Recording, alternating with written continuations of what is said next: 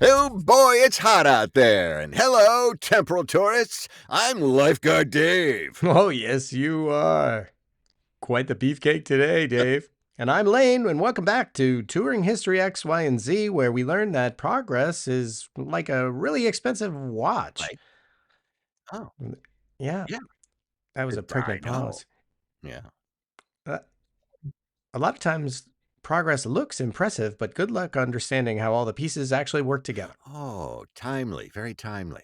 But before we dive into July 17th, thank you, historical smorgasbord, that's a Danish word, I think, a word from our sponsor, GEARYS Rolex Boutiques of Los Angeles. And look, I know what you're thinking. Why is a history podcast sponsored by luxury watches? Well, Lane will tell you. Yeah, because unlike most things in history, a Rolex actually holds its value and doesn't suddenly collapse due to poor leadership decisions or existential dread. That's right. If you're ever lost and have no money but are wearing a Roly, you're home. That's your ticket to freedom. GEARYS has locations in Beverly Hills, Century City, and Santa Monica, because apparently even time itself needs multiple zip codes in LA. So visit RolexBoutique-RodeoDrive.com and discover why some things are built to last longer than most democracies. Speaking of things that lasted way longer than they should have, Dave, you're looking absolutely jacked Thank today. you. Very lifeguard Dave vibes. Are you channeling some David Hasselhoff energy maybe for his Yes, birthday? I might break out into song in German. No, I mean, I did hit the gym this morning. It hurt. I could tell because honestly, you're giving me serious Baywatch Ooh. flashbacks. If we were going to do this podcast on the beach, you'd definitely be running in slow motion right That's now. right, and my board would be jumping up and down with me. Can we please focus on history instead of my fitness routine? Fine. But just know that somewhere the Hoff is Sure. proud. July 17th, Dave, and what really gets me about this date is how it's all about the gap between what we build and what we actually accomplish. Oh, that says so. Oh, ho, ho. Listen to Says So Go. Before we go any further, you've heard about Says So, our animatronic answering machine, and how you can send your voice memo in calling out your favorite historical event and date, and we'll have Says Show share Esso it could with do the a better entire job. touring history audience. Well, you've heard about Says So, our animatronic answering machine, and how you can send your voice memo in calling out your favorite historical event and date, and we'll have Says So share it with the entire touring history audience.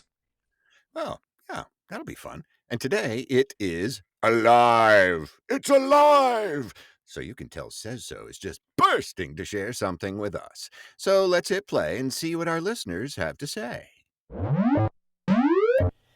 Hey, Lane and Dave. This is Cole from Pasadena, California. I love what you guys are doing with the show, and watching it evolve has been a tremendous experience for me. So I just had to send in my voice memo, and hopefully I'm one of the first recordings Says So brings to life.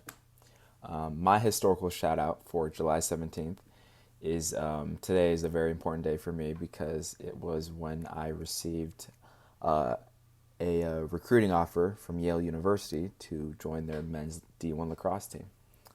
So very, very big for me. But thank you guys for doing what you're doing and keep working at it. Wow. Hmm. Way to go. Well, thanks, Cole. That's pretty exciting. We'll have to watch for you out on the Yeah, field. congratulations. Oh, well, you already got accepted. Yeah, I don't know what you're going to do with a degree from Yeah, Yale. really. I guess you'll figure out how to get True. by. Good luck with that one. Huh. Anyway, let's move on to birthdays. Thanks, Says So.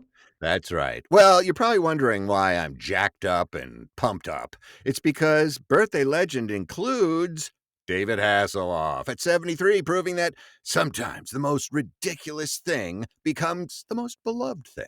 Absolutely. Country superstar Luke Bryan at 49, legendary sports broadcaster Vern Lundquist at 85, and former German Chancellor Angela Merkel at 71.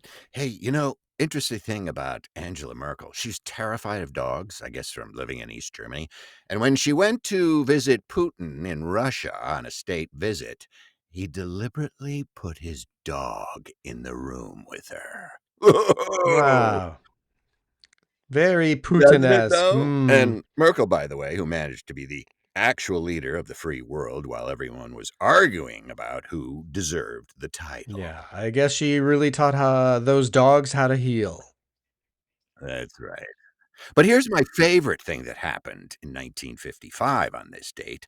Disneyland opened in Anaheim, California. Yay! Happiest place on earth. Mickey That's Mouse! Ha right. ha, everybody! What's And going within 10 on? weeks drew 1 million visitors, basically inventing the modern theme park and proving that escapism could be a legitimate business tool. And here's an interesting fact about that first opening day, July 17th, 1955. Basically, the paint wasn't dry. The rides, they sometimes worked. There were so many people that they had to turn them away. And it was so hot in Southern California. Well, it was July 17th, that the parking lot asphalt actually melted. Ooh, that's hot. That's a rough Yeah, opening day. Wow. And here's why this matters specifically to Gen X. You're the generation that learned the difference between manufactured magic and authentic experiences. that's right. Gen X grew up with Disneyland as this established institution, but you also lived through the corporatization of childhood wonder. You learned, excuse me, you learned to spot when magic was really just expensive marketing. Exactly. We're the latchkey kids who understood that sometimes the most magical experiences were the ones your parents couldn't afford to buy you. And a lot of times it happened in the basement of a friend's house when no one was That's right. home. They couldn't actually know what you were up to. Hey, here's a shout out to the latchkey kids. There was no Find Me networks at that time. That's right. Rumpus room. We're going to bring those back. I'm off the Wait grid. a I don't minute. know I where I see am you in the now. house, but there's nobody on the first floor or the second floor. What's going on? Oh, dear God. So, Gen X developed this fascinating relationship with Disney, appreciating the craftsmanship while completely cynical about the business model behind it. Yeah, we learned early that the happiest place on earth required very specific economic circumstances to be able to access it, and that maybe happiness shouldn't be a premium experience. Unless, of course, you're a California resident, and then you can get the pass.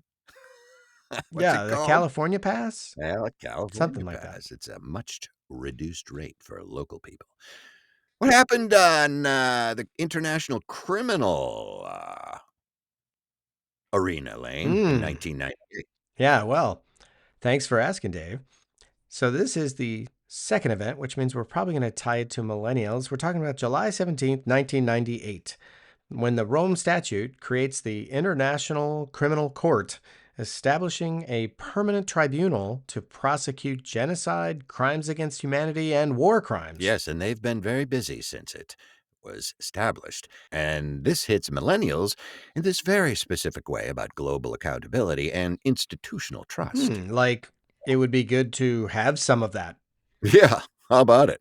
Millennials are the first generation to grow up believing that international law should actually mean something, but then watching it get ignored whenever it became inconvenient. So the ICC represented this promise of global accountability. Well, sounds good, Yeah, but I know. But, their outfits, their robes, everything looked great. But millennials learned about the ICC in school thinking, finally, there's a system to hold powerful people accountable for atrocities. And then they watched world leaders just not participate when it suited them. Nah, I'm not showing up. yeah. It's like the millennials inherited this beautiful idea about global justice and then had to watch it get undermined by the very people it was designed to prosecute. Right. The ICC exists. It has jurisdiction. It issues warrants. And then countries just shrug and say, yeah, we're not going to enforce that. No, Yeah. sorry. But your outfits look great. The millennials, those flowing robes, amazing. So, millennials developed this very sophisticated understanding of how international institutions can be both morally necessary and practically toothless at the same time. Well, that's basically me. I'm sort of, Great robes, though, I am sort of toothless. But speaking, and great yes, and robes. great robes. Speaking of things that actually work as intended, GEARYS Rolex boutiques. That's right. A Rolex doesn't promise to stop war crimes, but it'll definitely tell you exactly what time those war crimes are happening. And unlike international treaties, a Rolex comes with an actual warranty that gets honored.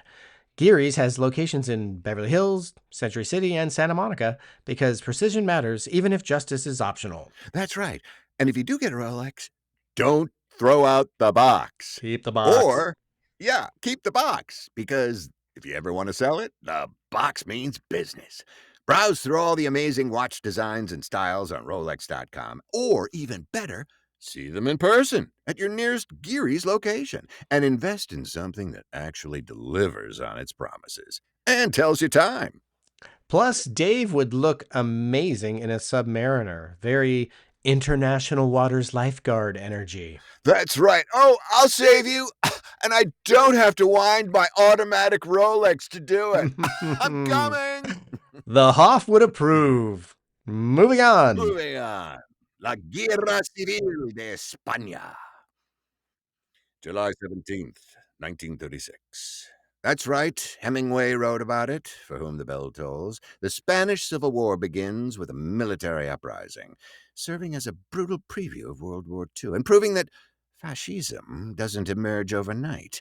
It builds momentum through institutional capture. Franco, for example. And Gen Z looks at this completely differently than previous generations. Oh, really, Lane? How so? Do tell. Oh, glad you asked, Dave. Well, Gen Z sees the Spanish Civil War and immediately recognizes all the warning signs they're watching for in real time: democratic backsliding, institutional capture, normalization of political violence. OMG, that sounds nothing like what's going on No, now. nothing like it. It's brilliant. Where older generations might see this as historical tragedy, Gen Z sees it as a playbook they need to understand to prevent repetition. Well, Gen Z, have at it. Yeah, exactly. Gen Z doesn't have the luxury of thinking that could never happen here because they're watching democratic institutions get stress tested every day. Yeah, that's a great description, stress testing. Right, Gen Z learned early that democracy isn't self-sustaining. It requires active participation and constant vigilance. Wasn't it Ben Franklin that said, "Here's your democracy, I hope you can keep it," or something to that effect? Yeah. I, something like it's a Right. wonderful form of government as long as you can Right, keep right, it. right. And then there's another one. I think Churchill said something like, democracy is the worst form of government except for all the others. Good old Winnie. On the beaches, in my spandex. Never mind. They're the generation that understands that fascism doesn't announce itself with dramatic coups. It starts with people saying, this is fine, while institutions slowly get captured. It's this very practical approach to historical analysis, not just learning what happened, but learning how to prevent it from happening again. Yes. Oh, Gen Z looks at 1936 Spain and thinks, okay, what were the early warning signs? Was it Hitler using Guernica as a bombing test site? And how do we spot them before it's too late? So, July 17th gives us 3 different approaches to recognizing manufactured realities. Gen X learned to spot when magic is just expensive marketing. Millennials discovered that beautiful institutions can be practically useless. And Gen Z is studying historical patterns to prevent democratic collapse. From corporate cynicism to institutional disappointment to preventative historical analysis, each generation developed better tools for seeing through pretty facades. Thanks to GEARYS Rolex Boutiques for sponsoring a show about time with products that actually respect time's value. Visit RolexBoutique-RodeoDrive.com and invest in precision. You won't regret it. If July 17th's lessons about manufactured realities resonated with you, like and subscribe, and send us a voice memo about a moment when you realized something impressive was really just expensive smoke and mirrors. And you'll see Says So, our animatronic answering machine, animate your story. Woo-hoo. And unlike most institutions, it'll actually work as advertised. That's right. That bot sitting next to Lane actually does something. It doesn't sit there as a paperweight, as I like to say. Until next time, this has been Touring History X, Y, and Z. Where time marches on, watches keep ticking, and Dave looks fantastic in swim trunks. Why, thank you. Just call me Buff. I'm never living this down, am Not a I? chance, Lifeguard Dave. Not a Wait, I'll save chance. you. Riptide! Oh, wait a minute, I have to tie my shoe. Oh, I don't need shoes in the ocean. Never mind.